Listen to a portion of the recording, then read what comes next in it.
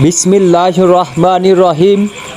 আমি এই মুহূর্তে রয়েছি ঐতিহাসিক পালাখাল উচ্চ বিদ্যালয় মাঠ। এখানে এক বিশাল ফুটবল খেলার আয়োজন করা হয়েছে। উক্ত খেলায় উপস্থিত আছেন বাংলাদেশ জাতীয়বাদী ছাত্র দলের কেন্দ্রীয় কমিটির সহ-সভাপতি জনাব হাবিবুল বাশার ভাই এবং বিভিন্ন অঙ্গ সংগঠনের নেতাকর্মী।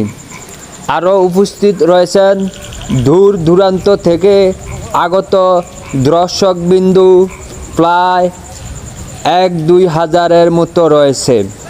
উক্ত খেলাটি হয়েছে পালাখাল বনাম সিঙ্গুয়া একাদশ ক্লাব।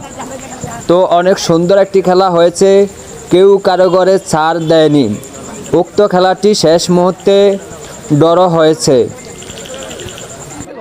ধন্যবাদ জানাই আমি তাদেরকে যারা এই খেলাটি আয়োজন করেছে। এত সুন্দর একটি খেলা আমাদেরকে উপহার দিয়েছে যা বলার বাইরে।